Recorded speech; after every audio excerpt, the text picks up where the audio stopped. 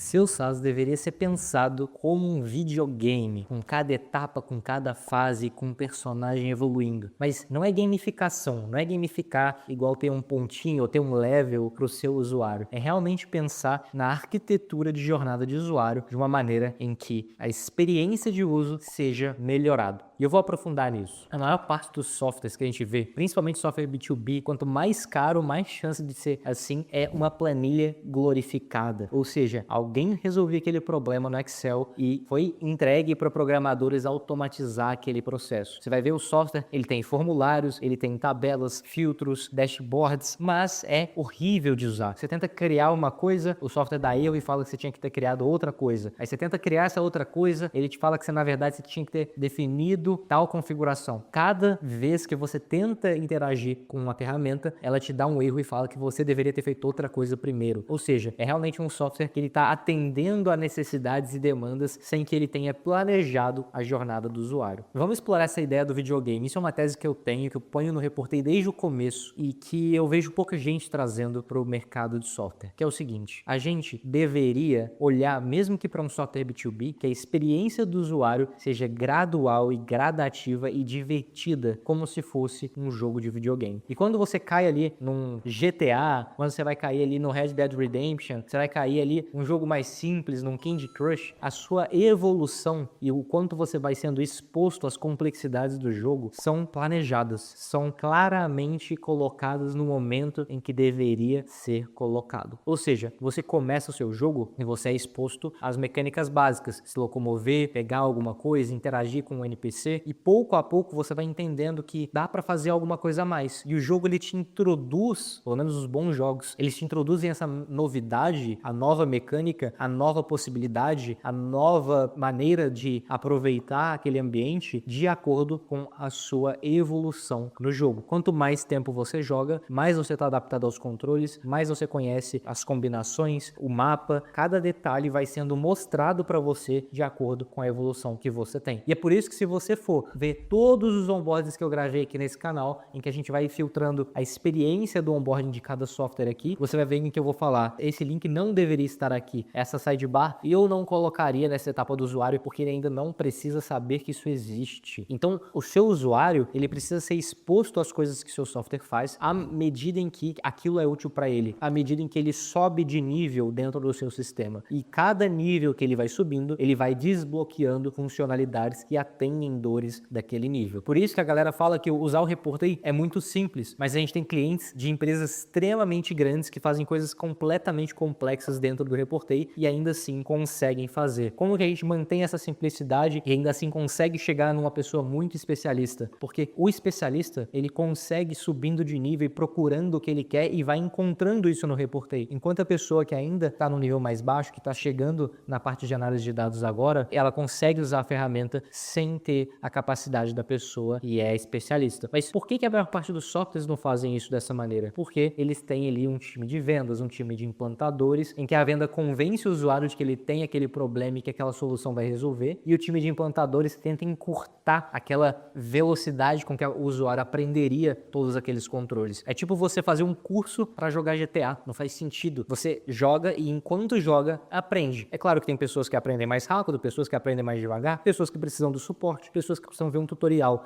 Normal, o que sua empresa precisa fazer é fornecer o suporte, fornecer o tutorial, fornecer o knowledge base, fornecer o apoio para cada pessoa que precisa. Cada pessoa sendo especialista ou iniciante pode travar em algum momento no seu software e ter dificuldade de avançar, como numa fase difícil. E aí você precisa ter alguém ali para ajudar o desbloqueio, mas na maior parte dos casos, em 80% ou mais, as pessoas deveriam conseguir fazer as coisas no seu software sem depender de tutorial. E uma história interessante, né, que aconteceu aqui, conversei com uma pessoa da área da construção civil, que tinha uma grande empresa na minha cidade para construções de prédios e construções de casas, e essa pessoa estava procurando uma solução para otimizar e automatizar a parte de gestão de fornecedores, notas fiscais, pagamentos dessa construtora. E ele procurou alternativas, procurou alguns SaaS e chegou a marcar reunião com os vendedores. E ele viu ali a demonstração do produto, viu o que aquele SaaS estava oferecendo para ele, e ele me falou que a conclusão dele foi: cara, eu preciso preencher tudo de uma nota fiscal dentro do software daquele cara, ou seja, o que eu estou colocando dentro da planilha, eu vou colocar dentro do software. Mas legal que depois que eu coloco no software, eu vou ter gráficos melhores, relatórios e tudo mais. só que eu fico dependente daquele software, eu preciso ensinar o meu funcionário a usar o software, sendo que o meu funcionário já sabe usar Excel, né? Teoricamente, você contrata com a pessoa já sabendo usar Excel. E ali a pessoa ele teria que implantar aquele software como uma coisa muito fixa na empresa dele, em que todo mundo que entrasse precisaria aprender, passar pelo tutorial, ter implantação, fazer curso de como usar aquilo ali. E, claro, se desse algum problema, ele estaria na mão daquele SaaS. Ou seja, o que ele estava procurando, quando ele estava olhando para um SaaS de gestão de construtoras, era velocidade, era fazer o upload da nota fiscal via PDF e a ferramenta já incorporar tudo sozinha, e não que ele tivesse que preencher cada coisinha ali, era que ele conseguisse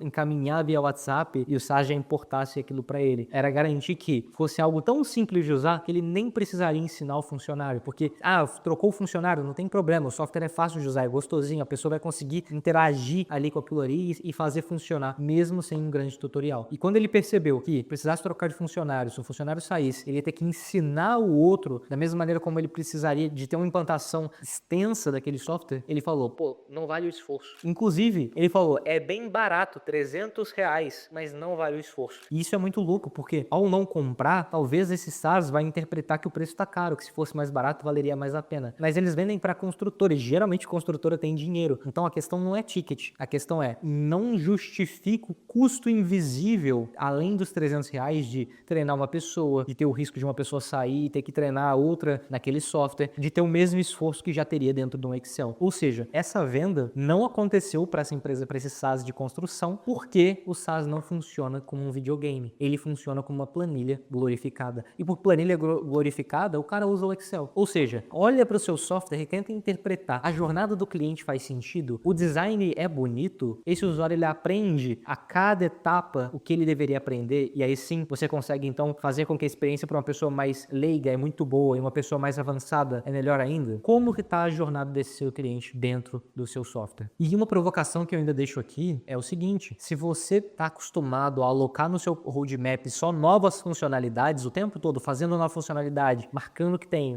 tem isso, tem isso, tem. A chance de você ter um produto que é uma planilha glorificada, difícil de usar, feio, que a pessoa se sente mal ali tentando entender o que está acontecendo, que precisa de curso, a chance do seu software ser assim é muito alta. Porque quando você faz um software em que a jornada é pensada, que aquilo ali está tudo harmonizado, que os efeitos colaterais entre as funcionalidades são tratados, você geralmente está trabalhando em melhorar o que você já tem, melhorar a experiência do que você já tem, fazer alguns testes AB, construir a arquitetura daquilo ali para que a experiência do usuário seja melhor. E não necessariamente fazendo coisas novas. Então, observa se a estrutura de roadmap da sua empresa está dessa maneira. Se você está querendo falar sim demais para os clientes e menos de entender se o que você tem já resolve caso você ensinasse esse usuário a usar a sua ferramenta da melhor forma possível. Então, esse é um dos primeiros vídeos que a gente fala sobre esse conceito. A gente vai trazer isso mais aqui para entender como aproveitar o game design e construção de jogos para dentro do SaaS e como isso pode melhorar a sua estratégia de software. Uma dica que eu já deixo é, comece a perceber como que os aplicativos B2C funcionam, porque quando você está olhando para uma escala gigantesca de pessoas em que você não pode pagar caro para vender para elas, você precisa se preocupar com CAC, com retenção, se essa pessoa está caindo do funil de uso do seu aplicativo e por quê. Então, você vai olhar para aplicativos como Duolingo, Tinder, Uber, todos esses aplicativos, eles têm um cuidado muito grande sobre em que etapa do funil você está. Quais são os incentivos que você tem para voltar naquele aplicativo? Por que você volta? Como aquilo ali está associado com o tempo que você vai ficar ali como cliente dessa ferramenta? Em que momento ele te oferece a pagar mais caro? Em que momento ele te mostra que existe um plano pago? Tudo isso, quando é no B2C de sucesso, é muito fácil de visualizar. E quando é no B2B, é muito fácil de ignorar, porque você põe vendedor e implantador e acha que está tudo bem, sendo que você provavelmente está perdendo muita venda para pessoas que simplesmente preferem usar a planilha do que usar a sua planilha glorificada. Então vamos acabar com planilhas glorificadas, vamos subir o nível desse mercado. Eu conto com você, se inscreve nesse canal para você aprender um pouco mais dessa mentalidade, do que a gente, principalmente no Reportei aqui, fundou como maneira de construir software, SaaS e software. Eu tenho certeza que vendo os vídeos, acompanhando o podcast, você vai acelerar aí 5 anos para 5 meses e gerar resultados mais rápidos na sua jornada. Te vejo no próximo vídeo e até lá.